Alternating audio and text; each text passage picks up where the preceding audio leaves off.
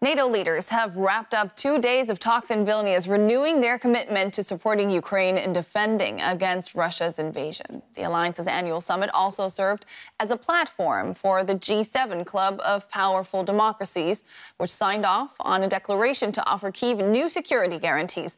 But NATO did not give President Volodymyr Zelenskyy what he'd hoped for, a clear roadmap to join the alliance. President Zelenskyy looks right at home at this first-of-its-kind NATO-Ukraine meeting. It's an upgrade in ties with the alliance, but far from the permanent seat at the table he's set his sights on. We understand that someone is really afraid of talking about our membership now because nobody is willing to have a world war, which is logical and understandable. Ukraine is fighting, and we truly understand that we can't be NATO members as long as the war continues. That's because bringing Kyiv into the fold now would spark direct war between NATO and Russia. So Ukraine sought details on how and when the country can join in future. But Germany and the US remained cautious, and the alliance avoided any official talk of timelines. Still, Ukraine won't go home empty-handed. Since this war began, I've stood with President Zelenskyy, as I just spent about an hour with him, both in Washington, in Kyiv, in Hiroshima, and now in Vilnius, to declare to the world what I say again: we will not waver. We will not waver. I mean that. Our commitment to Ukraine will not weaken. We will stand for liberty and freedom today, tomorrow, and for as long as it takes. The G7 group of wealthy democracies announced plans for new long-term security assurances for Kyiv. They pledged to keep up arms shipments, to train more troops, and to help Ukraine with reforms and recovery. These security guarantees are made up of medium-term, short-term and long-term measures. This is not only military support for the right to self-defense throughout delivery of military supplies, but also economic guarantees for the reconstruction of infrastructure. G7 nations also say in the event of future Russian aggression, they'll offer swift and sustained security assistance. Moscow dubbed the declaration a dangerous mistake, but Kyiv called it a much-needed success, taking Ukrainians one step closer to victory, even if the path toward NATO membership still looks long and winding. And for the Ukrainian perspective, we can bring in Ukrainian MP Kira Rudik. She advocates for Ukraine's integration into the European Union and NATO. Welcome to the show. Ms. Rudik, the NATO summit is over now. How optimistic are you that Ukraine will really eventually become a NATO member after all that we've heard in the past 2 days? Hello, thank you so much for having me. It's a pleasure being on the program. Well, you know, there is one thing that we definitely learned over the last 16 months. We learned to hear the word no to many of our asks and aspirations, and we learned to push through that. Last year, around this time, we were hearing so many no's about Ukraine getting the candidacy to European Union, and we were pushing through that. Then we heard so many no's about getting the tanks, the missiles, the Patriot missiles, and right now we heard so many no's about getting the fighter jets that we need badly. But all in all, we know that if we work hard and persuade enough people in the things that we really need and that we believe at, we can get the results. So this NATO summit, it was very good for Ukraine. So do you think NATO members are serious about offering Ukraine membership? We think that one day it will happen. And for us, it's enough to move forward with achieving this result. You see the flags behind me, the NATO flag, EU flag, and my party and flag of Ukraine. And it actually not because I want this. Because it is written in Ukrainian constitution that our path is to EU and NATO. It is a desire of Ukrainian people that we as leaders, as politicians, are executing on. And we know that this is our defined path. And if you look back to when the war began when Russia attacked us in 2014, they attacked us because we were very clear about this path to EU and to NATO and not to Russia. And this is why we will be pushing towards it for as long as it takes and no matter how hard it would be. Because we know our goal and we know that it is possible. At least what we've heard from these 2 days of NATO summit, nobody said it was impossible. We were talking about political agreements, about the timelines.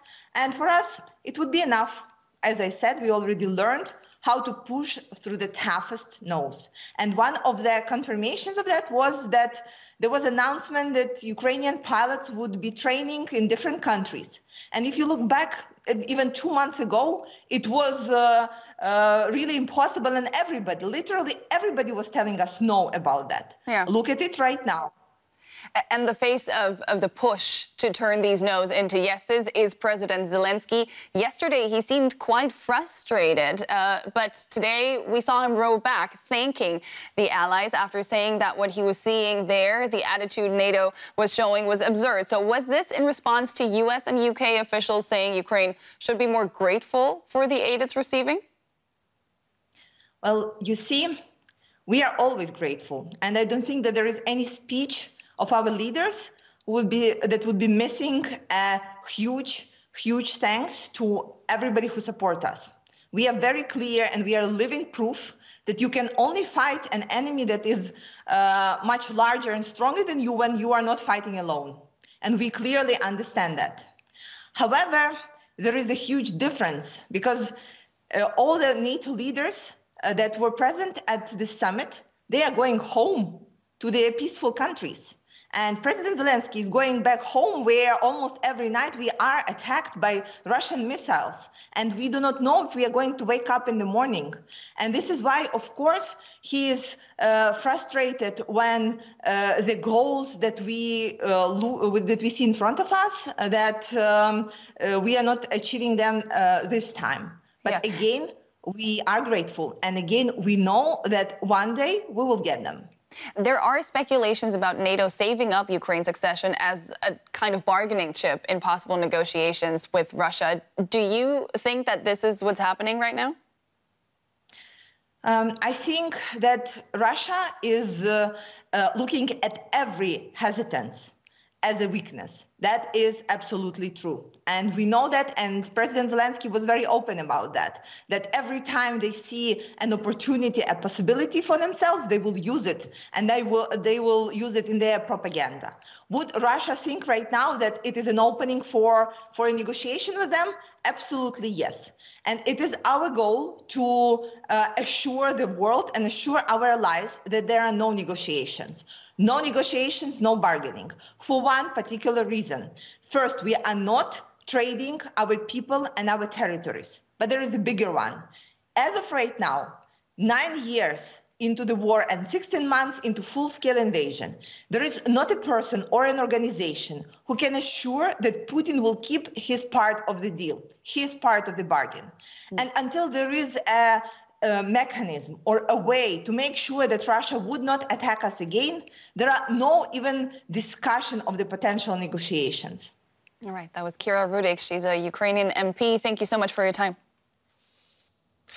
Lysia Vasylenko is a member of the Ukrainian Parliament for the opposition Hodos Party. Welcome again to DW News. Good to see you.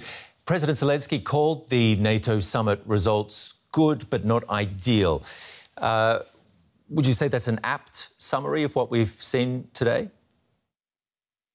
I think it's fair. The ideal for Ukraine and actually for the whole international community would actually to see Ukraine as a full-fledged NATO member. And in my opinion, this is something that should have happened a long time ago, maybe back at the Bucharest summit in 2008. Nevertheless, we are where we are. And at this point in time, having at least a political will of the NATO member states to accept Ukraine as a full-fledged member as soon as victory is reached, this is already a good conclusion. Why then are so many Ukrainians looking for, including Mr. Zelenskyy, this clear timeline for NATO membership when it's near to impossible to get? The thing to understand is that Russia will always be on the prowl for Ukraine, because Russia is fighting an imperialistic war and sees itself as the great colonial power. So without Ukraine actually being part of a democratic alliance, Ukraine will always be seen by Russia as prey. Now, this will always destabilize the situation in the region and also the global security situation.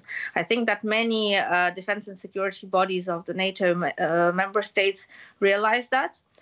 And I think that with this in mind, everything should be done to ensure that Ukraine becomes a member of the alliance as soon as.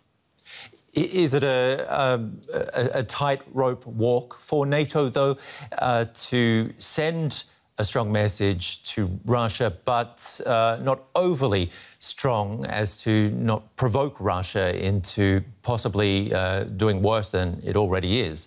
Not that I know what worse would be. Russia provokes itself. There is nothing NATO member states can or cannot do that will impact Russia's strategy regarding Ukraine and regarding the world, for that matter. As I said, Russia sees itself as a colonial power. Vladimir Putin wants to rebuild the great Russian Empire. Ukraine must be part of that empire, according to Vladimir Putin. And this is his strategy. And regardless of what is done by the United States, the United Kingdom, what policies are adopted in Ukraine, Russia will move along this strategy. The language that they use, that they are being provoked, is just another form of manipulation and just another form of spreading propaganda, first and foremost, to the people of Russia to get the support for this kind of war.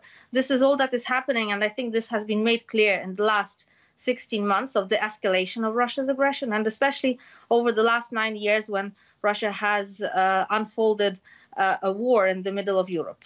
You keep saying war, which it is. Do the Russians now believe this is more than a special military operation, especially after such a long time? What do you mean by special military operation? Well, the Russians had been sold this war as a special military operation by Russia's leaders. Is that changing in some way, do you think? Do they believe a war is actually going on? I only have the information about what is happening inside of Russia available from the international sources that still can have access to Russia. And for what we see is that the people of Russia have been subject to a propagandistic state machine for almost 20 years now. And that has yielded its consequences.